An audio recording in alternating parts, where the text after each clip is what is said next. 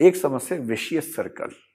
मैं आपको समझाता हूं कि विशियस सर्कल क्या होता है। देखिए, विशियस सर्कल के लिए हिंदी में शब्द होता है दुष्चक्र।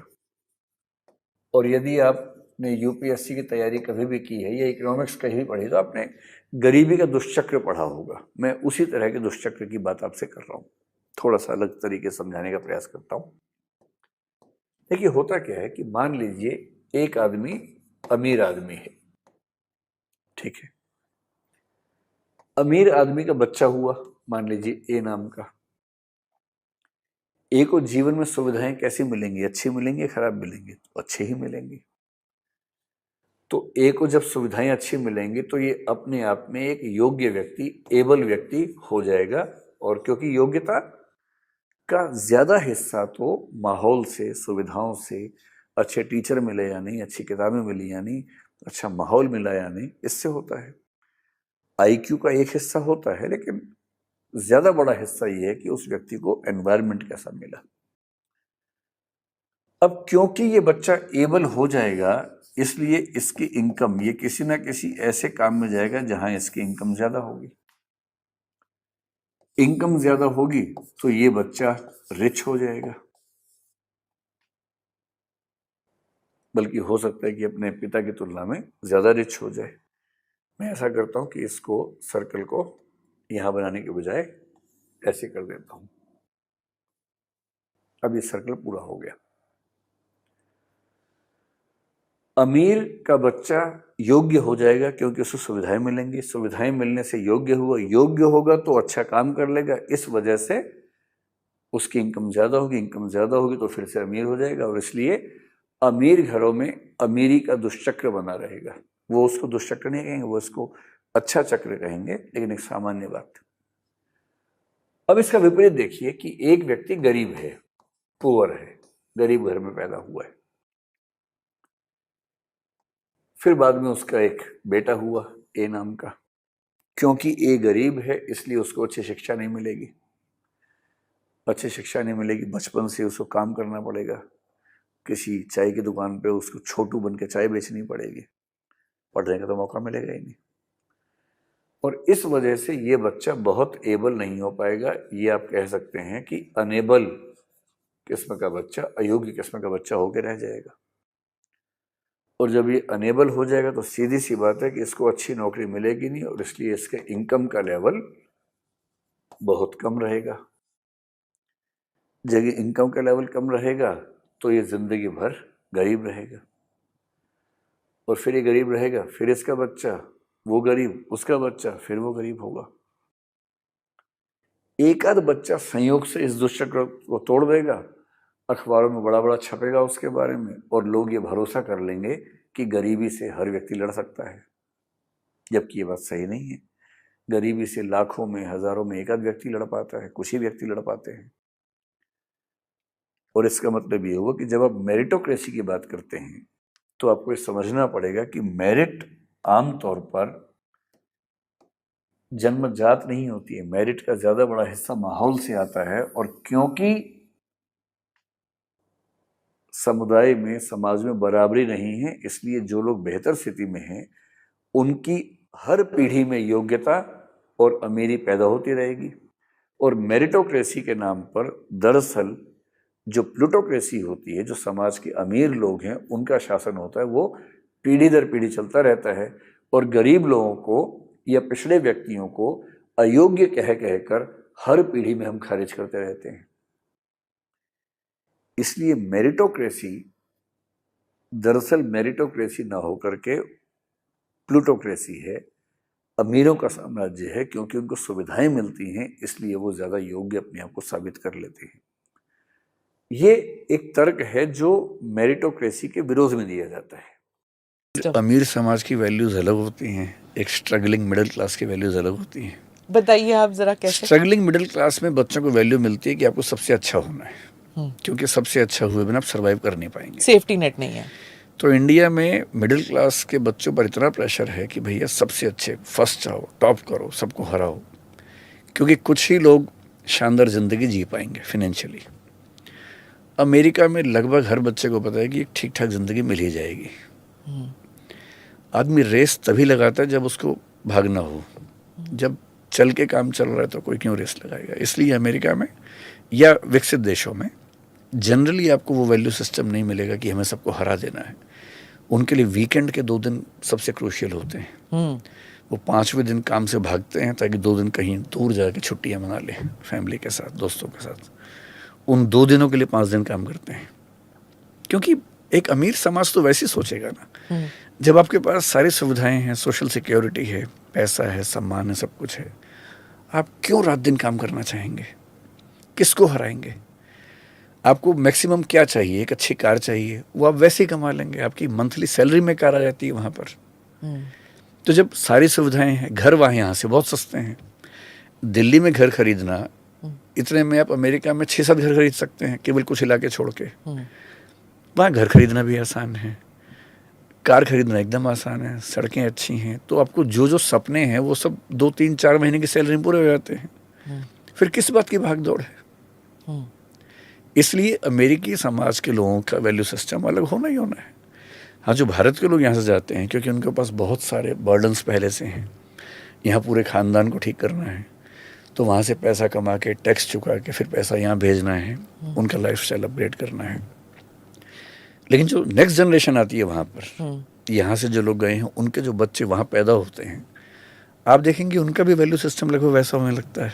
हाँ, true. They are not running for anything, हाँ, they are running for joy. Yes, आप 20-25 साल हो गए आपको? 25 साल हो गए ये शायद? 25वां साल है मुझे दृष्टि चलाते हुए और 26वां साल पढ़ाते हुए है। तो जो मिडिल क्लास स्टूडेंट्स 25 साल पहले थे और जो आज के मिडिल क्लास के जो बच्चे हैं, उनमें कोई फ़र्क देखते हैं आप? ये जो आप कह रहे हैं कि वर्क लाइफ बैलेंस जो अमीर मुल्कों में ये सब चौंचले अमीरों के होते हैं। यहाँ पर मिडिल क्लास स्टूडेंट्स में आप देखते हैं? नहीं, गरीबों और मध्य वर्ग के लोगों को ये सब अभी भी नहीं है, ये सब जुमले बोलने का हक भी नहीं है।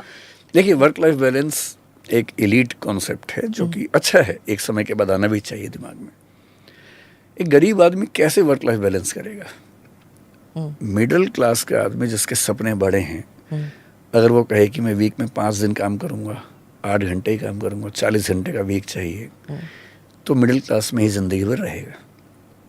अगर आपके सपने बहुत छोटे हैं तो आप वर्क लाइफ बैलेंस मैनेज कर लीजिए। मैं तो एंटरप्रेन्योर हूँ, मैं तो वर्क को ही लाइफ मानता हूँ, इसलिए मुझे वर्क और लाइफ में इतना गैप नज़र नहीं आता। आपके कोई सैटरडे संडे नहीं है? मेरे सभी डे सैटरडे संडेज हैं और सैटरडे संडेज भी मेरे वर्क डेज हैं, तो आई एन्जॉय वर्किंग।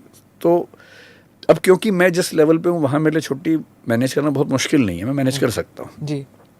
लेकिन कम से कम 10-15 साल ऐसे थे जब छुट्टी नहीं मिलती थी मुझे। मैंने 7 डेज काम किया है, मेरे परिवार ने मेरा साथ दिया है, परिवार ने भी काम किया है साथ साथ, तो हमें कभी ऐसा लगा नहीं कि वर्क लाइफ बैलेंस बिगड़ गया हमारा। और एंटरप्रेन्योर होने, जैसे आप भी to the best of my knowledge आप भी एंटरप्रेन्योर हैं। I don't think I have had at least starting के 20-25 साल में मैंने कभी ना फोन ऑफ किया, ना not available on Saturday Sunday, ये कभी होता नहीं था। आई थिंक खैर ये तो हम अब भी नहीं करते हैं, अभी नहीं करते। That's true. तो हाँ, मैं सैटरडे संडे को वो काम कर लेता हूँ जो ऑफिस के लोगों के साथ नहीं करना होता है, क्योंकि वो छुट्टी पे होते हैं सब लोग, मैं नहीं होता हूँ छुट्टी पे। तो जब स्टूडेंट्स आपसे पूछते हैं वर्क लाइफ बैलेंस के बारे में, आप क्या कहते हो? नहीं, मेरे स्टूडेंट्स कभी नहीं पूछते। नहीं, उन्होंने आज तक नहीं पूछा। हाँ, क्योंकि वो तो स्ट्रगल कर रहे हैं, तैयारी कर रहे हैं, उनको भी कहाँ इन सब। प्रोफाइल क्या होता है? Lower middle class, upper class, कौन आते हैं आपके पास? 3 साल पहले तक हम लोग सिर्फ हिंदी मीडियम में पढ़ा रहे थे, अब हम इंग्लिश में भी हैं। तो इंग्लिश मीडियम में मिडिल क्लास सबसे ज़्यादा है, अपर मिडिल थोड़ा सा है, लोअर क्लास कम है। सरप्राइजिंगली बहुत सारे ऐसे बच्चे आते हैं जिनके पेरेंट्स IAS हैं, सेक्रेटरी हैं, DGP हैं किसी स्टेट में, उनके बच्चे पढ़ते हैं। तो आजकल मैं उन पेरेंट्स से भी बात करता हूँ जो लोग खुद सिविल सर्वेंट्स रहे सीनियर लेवल पे। हिंदी मीडियम में ऐसे प्रोफाइल के बच्चे नहीं आते। वहाँ लोअर क्लास से मान लीजिए 10-20% कम से कम, लोअर मिडिल क्लास शायद 30-40%, 20-30% आप अपर मिडिल मान लीजिए। रेयरली कोई बच्चा अपर क्लास से आता होगा, बहुत कम। आर्थिक आधार पर 2 वर्ग मानने की परंपरा समाजशास्त्र में चलती थी। एक वर्ग था रिच और एक वर्ग था पुअर, अमीर और गरीब। अगर आप मार्क्सिज्म को देखेंगे, कार्ल मार्क्स बहुत प्रसिद्ध विचारक हुए जर्मनी के, जो इंग्लैंड में रह के काफ़ी लिखते रहे 19वीं सेंचुरी में। मार्क्सवाद की सबसे बड़ी खामी जो बाद में समझ में आई, जो मार्क्स के जीते जी समझ में आ गई थी, 1870s में समझ में आ गई थी। मार्क्स की मृत्यु 1883 में हुई और 1870s की शुरुआत में ये बात सामने आ गई थी कि एक बड़ी भारी गलती उस सिद्धांत में हो गई है। उन्होंने माना कि दो ही वर्ग होते हैं, एक हैव्स और एक हैव नॉट्स, यानी कि अमीर और गरीब मान लीजिए। लेकिन इतिहास ने साबित किया कि वर्ग दो नहीं होते हैं। और कुछ लोगों ने साबित किया कि पहले का समाज जो एक त्रिभुज के आकार का होता था, अब का समाज डायमंड के आकार का हो गया है। त्रिभुज का मतलब कुछ लोग बहुत ऊपर हैं, अमीर हैं, बहुत कम हैं, और कुछ लोग बहुत ज्यादा हैं, गरीब हैं। और डायमंड का मतलब है कि मध्य वर्ग सबसे बड़ा वर्ग है। उच्च वर्ग में कम लोग हैं, निम्न वर्ग में कम लोग हैं, सबसे ज्यादा लोग तो मिडिल क्लास में हैं। और अगर मिडिल क्लास सबसे बड़ी है, जिसको मार्क्स ने एक्सेप्ट ही नहीं किया था क्लास के रूप में, तो सिद्धांत सरवाइव कैसे करेगा? चल नहीं पाएगा। ये पूरा थीसिस है। लॉकवुड और गोल्डथॉर्प नाम के दो लोगों ने इस पर काम किया बहुत विस्तार में इंग्लैंड में। इस बात को समझते हुए फिर एक समझ बनी कि भाई हम ऐसा करते हैं, रिच और पुअर के बीच में एक मान लेते हैं कि मध्य वर्ग भी है, मिडिल क्लास भी है, और अब 3 क्लासेस हो गई। इसका जिक्र आप लोग भी करते हैं आजकल। कोई आपसे पूछे आप कौन से वर्ग में, आप कहेंगे कि मैं मध्य वर्ग में हूं। वो उच्च वर्ग में है, ये निम्न वर्ग में है। तो जो व्यक्ति झुग्गी झोंपड़ी में रहता है, आप बोल देंगे कि वो निम्न वर्ग में है। जो फ्लैट में रहता है, आप कहेंगे मध्य वर्ग में है। जो अपनी कोठी में रहता है, पूरा बंगला बना के रहता है, आप बोलेंगे कि वो उच्च वर्ग में। एक मोटा मोटा अगर क्लासिफिकेशन करना हो। जो साइकिल पे चल रहा है, आप कहेंगे निम्न वर्ग में है। जो स्कूटर या बाइक पे चल रहा है, आप बोलेंगे मध्य वर्ग में है। जो लंबी कार में चल रहा है, आप बोलेंगे उच्च वर्ग में है। यही एक तरीका है समझने का। और फिर एक दिक्कत है कि कार में 2 तरह के लोग चल रहे हैं। एक वो जो मर्सिडीज में चल रहे हैं, एक वो जो नैनो में चल रहे हैं। पहिए 4 ही हैं दोनों के पास।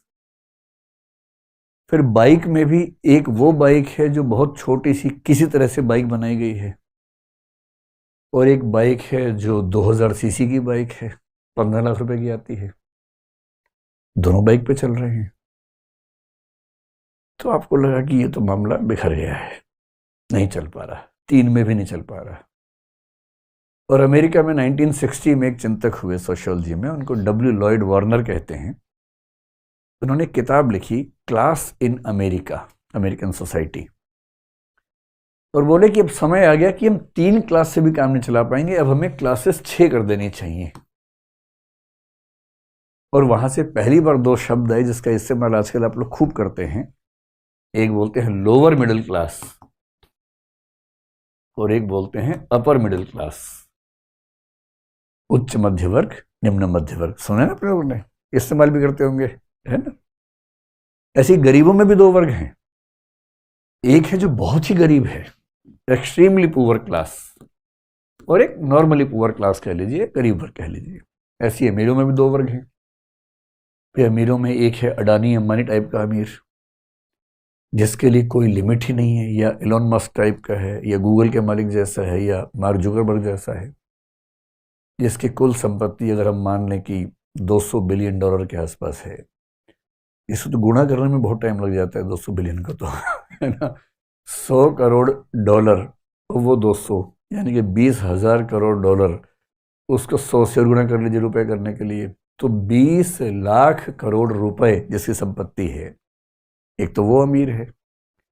एक छोटा मोटा मोहल्ले का अमीर है, जिसके पास अपना एक घर है, 1-2 गाड़ियां हैं, 1-2 स्कॉर्पियो खड़ी कर रखी हैं उसने घर के बाहर, गुंडा गाड़ियां खड़ी कर रखी हैं 2-4, और दबंग होकर चलता है। चलते पीछे 4 गाड़ियां चलती हैं साथ साथ, और सारे 20 लोग एक साथ उतरते हैं गाड़ी से। अमीर तो वो भी है, पर वो मुकाबला इलॉन मस्क से कैसे कर पाएगा बेचारा। तो अमीरों में भी कुछ लोगों ने 2 वर्ग मान लो, जो सुपर रिच क्लास है और जो एक रिच क्लास है। 6 वर्ग हो गए, जो शुरू में 2 थे। और उसके बाद तो लोगों ने कहा कि भैया ऐसा ही ये काम छोड़ ही दो, मिडिल क्लास में भी पता नहीं कितने वर्ग हैं, हर मिडिल क्लास के व्यक्ति की अपनी स्थिति है, और इसके अंदर भी पता नहीं कितने वर्ग हैं, यानी कि 50 वर्ग बना लोगे तो भी हर व्यक्ति को डिफाइन नहीं कर पाओगे और इसी को बोलते हैं कि डाइकोटमी में नहीं जाना है, कॉन्टिन्यूम में जाना है, निरंतरता में जाना है। सिर्फ ये समझना है कि कौन से व्यक्ति की स्थिति किसकी तुलना में कैसी है। अगर मैं इस बात को एक लाइन से समझाऊं तो बात शायद ज्यादा आसान हो जाएगी समझना हमारे लिए।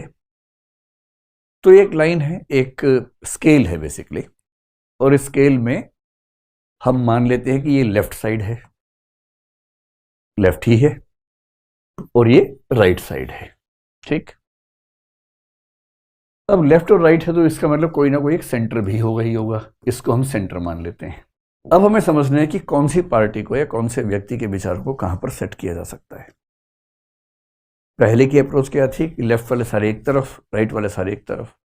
लेकिन आपको ये समझ में आता होगा कि जो व्यक्ति लेफ्ट में है हो सकता है कि वो बहुत लेफ्ट में हो सकता है कि कम लेफ्ट में हो।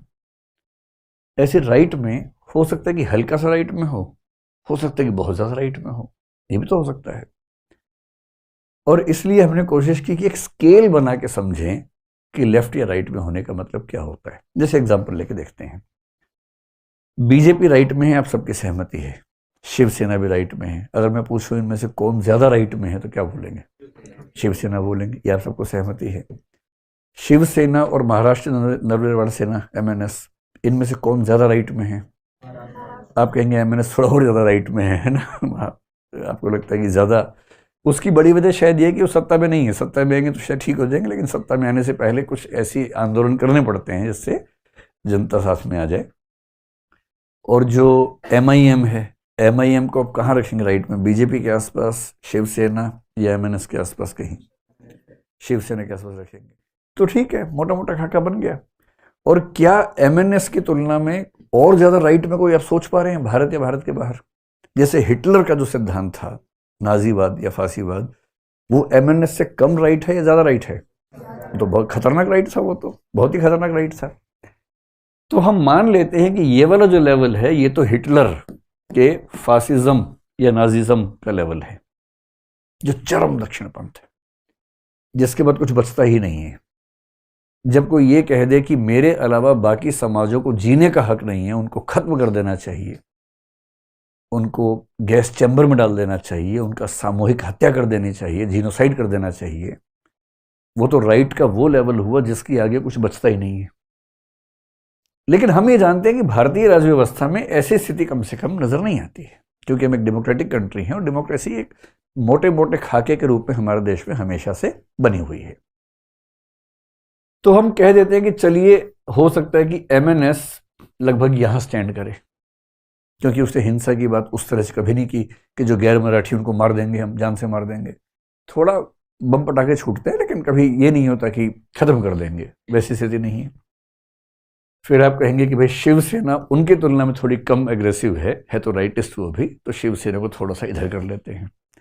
और आपने कहा कि जहां शिवसेना है लगभग वहीं MIM, all India AIMIM party है, तो उसको भी लगभग उस लेवल पर मान लेते हैं। ये हिंदुओं के लिए, वो मुसलमानों के लिए है। आप कह रहे हैं कि बीजेपी इनकी तुलना में कम राइटिस्ट है, तो बीजेपी को यहां रख लीजिए। ठीक, तो एक तरफ का खाका समझ में आ गया। अब चलते हैं लेफ्ट की तरफ। क्या कोई ऐसी पार्टी है जो एकदम सेंटर पे खड़ी हो, बीच में एकदम बैलेंस, ना लेफ्ट ना राइट? मुश्किल है कहना, क्योंकि कांग्रेस को लेकर जो सामान्य समझ है वो ये है कि सेंटर लेफ्ट पार्टी है। जो सेंटर के आसपास का इलाका है ना, जो पार्टियां इसके अंदर आ जाती हैं, इस इलाके को मोटा मोटा मान लीजिए, इसको बोलते हैं सेंटर राइट या सेंटर लेफ्ट। तो लाल रंग का इस्तेमाल तो वहां करना था, लेफ्ट में उनका रंग लाल होता है। इधर तो भगवा का इस्तेमाल और हरे का इस्तेमाल ज़्यादा ठीक रहता है। वो गलती से हो गया, पर कोई बात नहीं, हम लाल से ही काम चलाते हैं, उस तरफ भी इस तरफ भी। अब 4-5 पार्टी दिमाग में रखिए। कांग्रेस को लेफ्ट मान लेते हैं फिलहाल, आम आदमी पार्टी को भी लेफ्ट मान लेते हैं। इन दोनों में से ज्यादा लेफ्ट कौन है, कांग्रेस या आम आदमी? आम आदमी पार्टी। सहमति है? चलिए, मैं भी सहमत हूं। अब बताइए कि एक तरफ आम आदमी पार्टी लेफ्टिस्ट है, एक तरफ BSP है। BSP के लेफ्ट अमीरी गरीबी पे कम है, वो जाति के प्रश्न पे है, पर है तो लेफ्ट ओरिएंटेशन ही। तो BSP और आम आदमी पार्टी में किसको ज्यादा लेफ्ट मानेंगे? देखिए बट गया, समाज बट गया ना, इस समय तो बराबर मान लीजिए, कोई बात नहीं, ऑलमोस्ट इक्वल मान लेते हैं। ये तो रोज भी चेंज होता है कि कल बीएसपी ज्यादा लेफ्ट थी, आज आम आदमी पार्टी ज्यादा लेफ्ट हो गई। ये तो मुद्दों पे भी तय करता है ना कौन सा मुद्दा किस समय चल रहा है। ये तो बहुत ही सब्जेक्टिव बात है। समाजवादी पार्टी को भी लगभग वही रख लेंगे, रखेंगे। और आरजेडी को, आरजेडी कौन सी होती है? तेजस्वी यादव। हाँ बताइए, तो बीएसपी से किस तरफ? आसपास ठीक है, आसपास सबसे सेफ आंसर है, आसपास रख लेते हैं। अब बताइए कि communist party of India CPI, उसे कहां रखेंगे? वो आम आदमी पार्टी से ज्यादा लेफ्ट है कि कम लेफ्ट है? ज्यादा लेफ्ट है। और सीपीएम और ज्यादा लेफ्ट है। और सीपीआई एमएल, ये क्या होता है? ये और ज्यादा रिवोल्यूशनरी पार्टी है। कभी जब समाजवाद पढ़ेंगे तो इन सब का नाम समझेंगे। तो सेंटर के नजदीक जो पार्टी आएगी इस तरफ, वो आ जाएगी कांग्रेस, ऑल इंडिया कांग्रेस या नेशनल कांग्रेस, जो अभी किसके हाथ में है? राहुल गांधी के हाथ में है। इससे थोड़ा सा इधर यहां रख लेते हैं लगभग कुछ पार्टियों को, जिनमें एक है आम आदमी पार्टी। और किसे रख लें? आप बीएसपी को भी यही रखना चाह रहे हैं, एसपी को भी ये रखना चाह रहे हैं। मेरे ख्याल से एसपी थोड़ी कम लेफ्ट होगी बीएसपी की तुलना में, पर ठीक है, मोटा मोटा मान लेते हैं। आप आरजेडी को भी यहाँ रखना चाह रहे हैं, आप डीएमके को भी यहाँ रखना चाह रहे हैं, तो ठीक है, रख लीजिए। डीएमके का ओरिएंटेशन लेफ्ट का ही है। एआईएडीएमके डीएमके की तुलना में कम लेफ्ट है, किंतु उसका भी ओरिएंटेशन लेफ्ट की तरफ ही ज्यादा रहता है। तो आप मान सकते हैं कि कांग्रेस और इसके बीच में कहीं एआईएडीएमके शायद आ जाएगी। बीजू जनता दल ने बहुत स्पष्ट विचारधारा अपनी बताई नहीं, लेकिन वो भी ओरिएंटेशन थोड़ी सी लेफ्ट की उसकी लगती है। तो आप मोटे तौर पर मान सकते हैं कि कांग्रेस के आसपास कहीं बीजू जनता दल भी आ जाएगा। ये एक इसमें किसी पार्टी के लोग नाराज ना हो जाए भाई सुन के, है ना, ये मोटा मोटा क्लासिफिकेशन है। आपसे बहुत अच्छा काम कर रहे हैं, बहुत महान काम कर रहे हैं, किसी से कोई आपत्ति नहीं है। केवल ये समझने की कोशिश है कि हम किस पार्टी को किस रूप में समझ सकते हैं, ठीक है। कई नेता लोग घूर के देखेंगे इस वीडियो को कि ये हमारे बारे में क्या बोल रहा है और आजकल माहौल वैसे ही पता है आपको कैसा रहता है। तो लेकिन जब और लेफ्ट की ओर बढ़ेंगे तो एक पार्टी आ जाएगी जिसका नाम है सीपीआई। एमएन रॉय ने इस पार्टी का गठन किया था 1920s में, और लंबे समय तक ये भारत की इकलौती कम्युनिस्ट पार्टी रही। लेकिन आगे चलकर जब 1960s में भारत चीन का युद्ध हुआ, देखिए जब ये पार्टी बनी तो लेनिन की मेंटरशिप के अंदर एमएन रॉय ने पार्टी बनाई थी। मानवेंद्र नाथ रॉय इनका नाम था, और ये लेनिन के सलाहकार भी थे, लेनिन से सीख भी रहे थे। और कम्युनिस्ट पार्टी की भारतीय शाखा के रूप में इसका गठन यहां पर हुआ। तो ये पार्टी भारत में काम कर रही थी। निर्देश कहां से मिलता था? निर्देश मिलता था सोवियत संघ से, रूस से। कई बार बड़े अजीब निर्देश मिल जाते थे, और वो पार्टी करे क्या बेचारी हो। तो वहां से जब एंटीना एक खास बिंदु पर सेट है तो विचार तो वहीं से आएंगे। असहयोग आंदोलन, ये बल्कि जो भारत छोड़ो आंदोलन है, उस समय इनकी दुविधा बड़ी बढ़ गई 1942 में। अब देखिए, द्वितीय विश्व युद्ध में इंग्लैंड, अमेरिका, सोवियत संघ एक बिंदु पर एक साथ खड़े हो गए। और किसके खिलाफ खड़े हुए? इटली, जर्मनी, जापान के खिलाफ खड़े हो गए, हिटलर के खिलाफ खड़े हो गए। ब्रिटेन भारत पर चढ़ा हुआ था। तो भारत के नेताओं को दुविधा ये कि इस समय अगर ब्रिटेन को हराने के लिए ताकत लगा दी तो ब्रिटेन तो हार जाएगा, पर हिटलर जिंदा हो जाएगा, और हिटलर का जिंदा होना भी खतरनाक हो सकता है। तो कंफ्यूजन था कई लोगों को। पर अंत में तय हुआ, महात्मा गांधी ने भी कहा कि ये सही मौका है, हमें अंग्रेजों के खिलाफ एक बड़ा आंदोलन करना चाहिए। 1942 में भारत छोड़ो आंदोलन शुरू हुआ। अब कम्युनिस्ट पार्टी परेशान, क्योंकि सोवियत संघ से निर्देश मिलते थे, और सोवियत संघ, अमेरिका और इंग्लैंड उस समय एक साथ हैं। तो वहां से निर्देश आया कि ना, इस समय फांसीवाद के विरुद्ध इंग्लैंड का साथ देना जरूरी है। तो उस पार्टी ने 1942 के आंदोलन को ठीक से सपोर्ट नहीं किया, पीछे हट गई, और वहीं से उसकी छवि भारत के लोगों में काफी कमजोर भी हो गई। और इसलिए 1947 के आसपास आपको कम्युनिस्ट पार्टी का बहुत ताकत नजर नहीं आती, जबकि उसके पहले ताकत दिखनी शुरू हो गई थी। 1949 में चीन में क्रांति हो गई। अब दो चाचा हो गए, एक चाचा सोवियत संघ, तब बोल लीजिए सोवियत संघ, और चाचा हो गया चीन। अच्छा, चीन वाले थोड़े नए नए थे तो एग्रेसिव ज्यादा रहते थे। चीन वाले बोलते थे कि सोवियत संघ वाले ठीक कम्युनिस्ट नहीं है, असली कम्युनिस्ट हम हैं, ये ठंडे कम्युनिस्ट हैं, हम गर्म कम्युनिस्ट हैं। तो कम्युनिज्म में जो गर्मी ना हो तो फिर कम्युनिज्म काहे का। तो भारत के जो कम्युनिस्ट थे उनको भी लगा कि ये वाला ज्यादा ठीक लग रहा है, तो कई लोग चीन से सपोर्ट लेने लगे, मतलब वैचारिक समर्थन भी शायद, बाकी भी कुछ सोवियत संघ के पक्ष में थे। पार्टी एक ही थी, सीपीआई, और 1960, 62, 64 तक चलता रहा।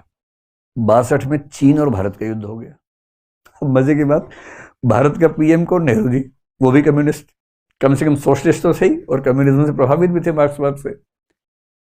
तो एक कम्युनिस्ट प्रधानमंत्री दूसरे कम्युनिस्ट देश से युद्ध कर रहा है, और कम्युनिस्ट पार्टी को तीसरे कम्युनिस्ट देश से सलाह मिल रही है, सोवियत संघ से, क्योंकि सोवियत संघ और चीन में ठीक ठाक दुश्मनी हो चुकी थी, और भारत के कम्युनिस्ट परेशान थे कि हम सोवियत संघ वाले के साथ चलें कि चीन वाले के साथ चलें।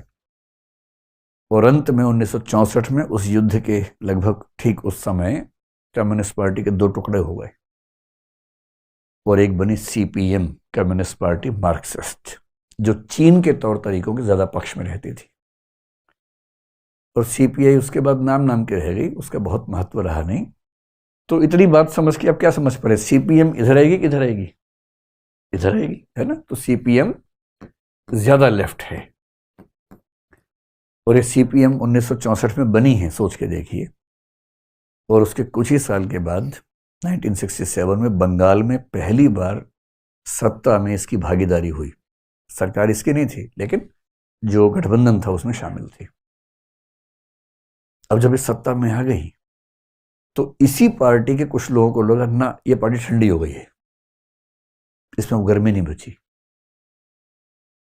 और हमें चाहिए गर्मी वाला आंदोलन। जिन लोगों ने ये बात कही उनमें एक थे चारू मजूमदार और एक थे कानू सान्याल। उन्होंने कहा ये सरकार वरकार नहीं खेलेंगे हम, ये इलेक्शन विलेक्शन बेकार की बात है, हम तो सीधे हिसाब करेंगे बराबर। जो क्रांति है, मार्क्सवाद की धारणा है क्रांति, हिंसक क्रांति, हम तो वो करेंगे जैसे चीन में हुआ था, जैसे रूस में हुआ था।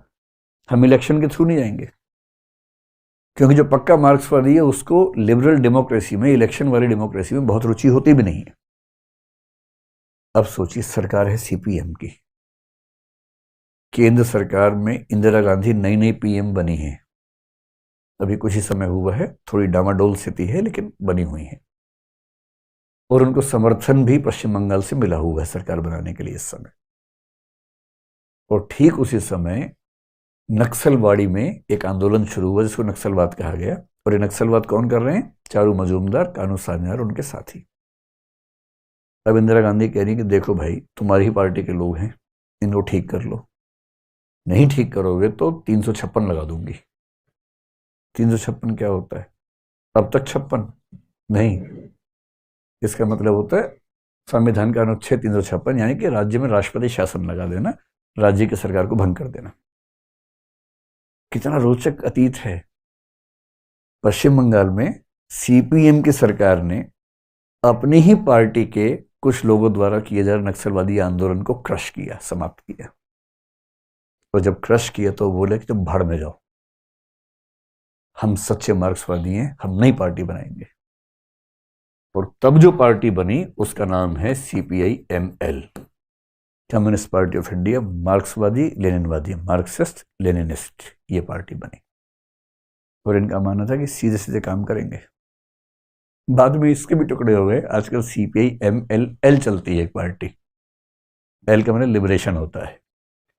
लेकिन आप समझ सकते हैं कि केवल कम्युनिस्ट पार्टी हो जाने से लेफ्ट कह देना पर्याप्त नहीं है, उसमें भी लेफ्ट का इंटेंसिटी कितनी है ये देखना पड़ेगा ना। अब आप ये बताइए कि जो रशियन या चाइनीज कम्युनिस्ट पार्टी है उसको यदि इसमें जोड़ना हो, जैसे हमने यहां पर हिटलर को जोड़ दिया, हिटलर या मुसोलिनी इस मामले में चरम लोग हैं। अगर मैं कहूं कि सोवियत संघ या चीनी कम्युनिस्ट पार्टी को जोड़ना हो, जिन्होंने शुद्ध रूप से हिंसक कार्यवाहियों के माध्यम से सत्ता हासिल की, या आपको कंबोडिया का अगर उदाहरण ध्यान हो, पोल पोट का एग्जाम्पल कभी सुना हो आप लोगों ने, उसको देखना हो, या नॉर्थ कोरिया में किम जोंग उन की पार्टी को ध्यान रखना हो, ये सब लोग वो हैं, कम्युनिस्ट पार्टी हैं, कम्युनिस्ट सरकारें हैं। इन सरकारों को आप सेंटर से लेकर यहां तक कहीं रखना चाहेंगे या और उधर रखेंगे? और उधर रखेंगे। तो यहां कोने में हम यूएसएसआर की कम्युनिस्ट पार्टी को, चाइना की कम्युनिस्ट पार्टी को और north Korea Kim Jong Un का जो दृष्टिकोण है उसको रख लें। पोल पोट जिन्होंने कहते हैं कि कंबोडिया में करीब 20 लाख लोगों की हत्या की मार्क्सवादी क्रांति के दौरान अपनी, उनको रख लें, ये सब आ जाएंगे। और बहुत इंटरेस्टिंग बात, अगर आप इस निष्कर्ष को गौर से देख पा रहे हो, चाहे वामपंथ हो, जब वामपंथ चरम पे आता है तो लाखों लोगों की हत्याएं होती हैं। यूएसएसआर में स्टालिन नाम के आदमी ने, जो लेनिन के बाद सत्ताधीश बना, 40 लाख हत्याएं की। 40 लाख। पोल पोट छोटे से देश में था, 20 लाख हत्याएं की। किम जोंग उन करता ही रहता बीच बीच में। पता लगा कि एक मीटिंग में एक आदमी को उबासी आ गई, जम्हाई आ गई। आप लोग 3-4 जम्हाई ले चुके हैं इस क्लास में, ये तो मैं हूं तो कोई दिक्कत नहीं है। अगर किम जोंग उन होता है ना तो उसने उनमें से एक को पता है क्या किया, तोप के सामने बांध के तोप चलवा दी। पूरा छेद गड्ढा हो गया उसकी बॉडी में, पूरी कमर तोड़ के, मतलब मरी गया बेचारा। फिर एक मीटिंग में उसको पता लगा कि उसके एक फूफा जी थे जो शायद उसके खिलाफ साजिश कर रहे थे। उसको हल्का सा संदेह हुआ। इतना काफी था संदेह होना, रूल ऑफ लॉ थोड़ा ना होता है लॉ तो मैं ही हूं, कोई रूल ऑफ लॉ क्या होता है। तो अपने उस फूफा या मौसा जो भी थे, 10-20 भूखे कुत्तों को, जो कई दिनों से भूखे थे, उनके बीच में छुड़वा दिया। और वो भूखे कुत्ते उनकी बोटी बोटी नोच के खा गए। ये सजाएं होती हैं जम्हाई लेने की, आपको अंदाजा नहीं है। यहाँ तो आप लोग धूमधाम से उबासी ले रहे हैं, कोई दिक्कत ही नहीं है, क्योंकि लोकतंत्र है ना भाई, क्योंकि लोकतंत्र है। और जब दक्षिण पंथ चरम पे जाता है तो दक्षिण पंथ भी चरम पे क्या करता है, वो हिटलर बन जाता है, मुसोलिनी बन जाता है। और हिटलर पे आरोप है कि उसने 60 लाख हत्याएं की। 60 लाख। 40 लाख ये स्टालिन की मान लीजिए, 20 लाख इसकी मान लीजिए, बराबर हिसाब उसने भी कर दिया कि तुम्हारा 40-20 हम 60 कर लेते हैं अकेले ही। यानी दोनों ही पंथों का जो चरम स्तर है बहुत घातक हो जाता। कुछ लोग हैं जो सेंटर में रहते हैं, वो कहते हैं कि भाई ना हम इधर के हैं ना हम उधर के हैं, हमें तो लगता है कि मुद्दा देख के बात करेंगे, वरना हम ठीक है। थोड़े बहुत परिवर्तन हो ठीक है, थोड़ा बहुत यथास्थितिवाद हो वो भी ठीक है, क्यों ज्यादा टेंशन लेनी है। लेकिन ऐसी कोई पार्टी नहीं है जिस पार्टी को हम सीधे सीधे अनाउंस कर दें कि वो सेंट्रिस्ट पार्टी। हाँ, सेंटर लेफ्ट है, सेंटर राइट है, वहां तक ठीक है। अब इसमें थोड़ा सा और एक लेवल जोड़ते हैं कॉम्प्लेक्सिटी का। क्या ये जरूरी है कि एक पार्टी के सब लोग एक ही जगह खड़े हों? क्या ये जरूरी है कि एक पार्टी हमेशा एक साइड में खड़ी हो? जैसे पहले कुछ व्यक्तियों की बात करते हैं, जैसे कांग्रेस को हमने रखा, कहाँ की कांग्रेस, इधर, ये कांग्रेस को रखा। अब ध्यान से देखें तो इस कांग्रेस पार्टी के अंदर अगर मैं 3 नाम जोड़ूं, एक है जवाहरलाल नेहरू, एक है इंदिरा गांधी, एक है संजय गांधी। क्या आप इन तीनों को एक पॉइंट पे रख सकते हैं? नेहरू बहुत ही लिबरल किस्म के आदमी हैं। अगर नेहरू सत्ता में है तो आप मान सकते हैं कि बहुत ज्यादा व्यक्तियों की स्वाधीनता कुचली नहीं जाएगी। जब इंदिरा गांधी सत्ता में थी तो आपातकाल लगा, इमरजेंसी लगी, और इमरजेंसी के दौरान 19 महीने कई लोग जेल में रहे, केवल इसलिए कि वो उनकी सत्ता के खिलाफ खड़े हो रहे थे। इंदिरा गांधी कम से कम कानून के तहत जेल भेजती थी, संजय गांधी तो और मूड में रहते थे, वहां तो अलग ही लेवल था उनका। तो एक ही पार्टी जो कि लेफ्टिस्ट पार्टी अब मान रहे हैं, उसके अंदर भी अलग अलग व्यक्तियों का तेवर अलग अलग हो सकता है। ऐसे बीजेपी है, बीजेपी में एक व्यक्ति हैं अटल बिहारी वाजपेयी, है मतलब एक जमाने में रहे प्राइम मिनिस्टर हमारे। एक व्यक्ति हैं लाल कृष्ण आडवाणी, एक व्यक्ति हैं नरेंद्र मोदी, एक हैं योगी आदित्यनाथ। अब आप ये बताएं कि दक्षिण पंथ तो चारों में है, पर क्या चारों का दक्षिण पंथ बराबर है या उसकी डिग्रीज अलग अलग हैं? अलग अलग हैं। और जिस क्रम में है उसी क्रम में मानते होंगे आप लोग भी लगभग। जब वाजपेयी जी प्रधानमंत्री थे तो आपको पता है ये जो इतिहास है 1996 के आसपास का, जब वो पीएम बने पहली बार, शायद 95 में ये डिबेट थी बहुत ज्यादा। हम लोग उस समय यूपीएससी की तैयारी कर रहे थे, बहुत डिबेट थी कि लग रहा था कि बीजेपी सत्ता में आने वाली है पहली बार केंद्र में। तो पीएम कौन बनेगा। और शायद 1995 की बात है, मेरे इलेक्शन से 1 साल पहले की बात है, आडवाणी जी ने एक स्टेटमेंट दी कि अगर बीजेपी सत्ता में आती है तो अटल बिहारी वाजपेयी प्रधानमंत्री होंगे। ये स्टेटमेंट एल.के. आडवाणी ने दी और इन दोनों व्यक्तियों ने मिलकर 1980 में बीजेपी की स्थापना की थी। मतलब बीजेपी का क्या है कि 1915 में हिंदू महासभा बनी, मदन मोहन मालवीय ने बनाई।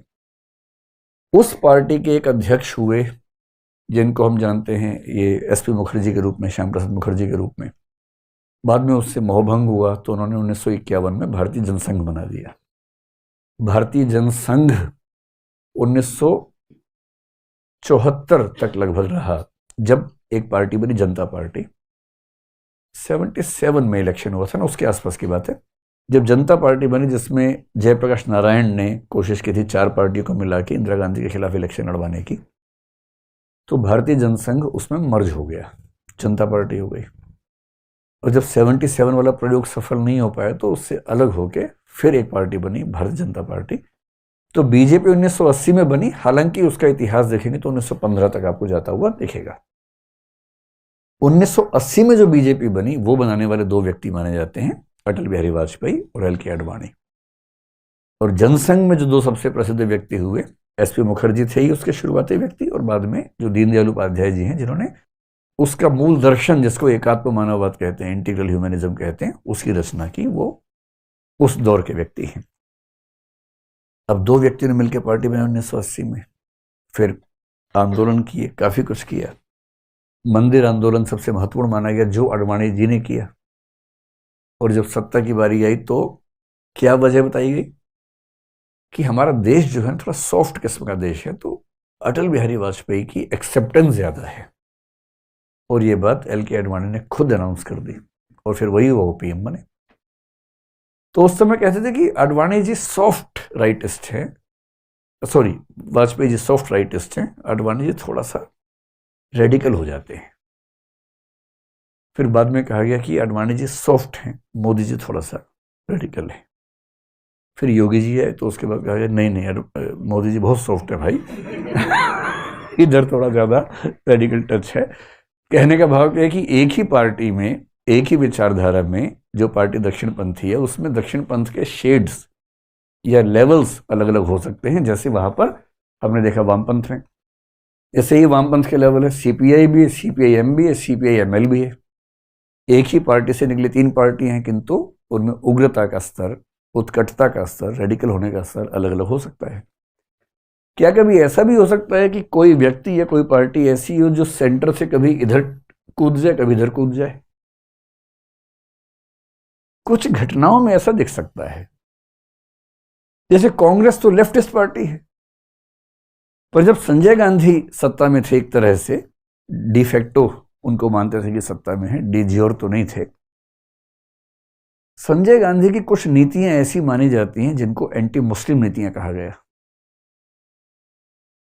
हालांकि कांग्रेस पार्टी सामान्यतः मानी जाती है कि वो मुस्लिम समाज के पक्ष में खड़ी रही, तुष्टीकरण कहिए, अपीजमेंट कहिए, जो कहिए। और शाहबानो के केस में बहुत प्रसिद्ध एग्जाम्पल दिखता है 1985-86 का मामला, जब शाहबानो के केस में सुप्रीम कोर्ट का निर्णय शाहबानो के पक्ष में आया और कांग्रेस पार्टी ने उसके विरुद्ध जाकर एक्ट चेंज किया, एक नया एक्ट बनाया, मुस्लिम विमेन प्रोटेक्शन एक्ट कहते हैं उसको।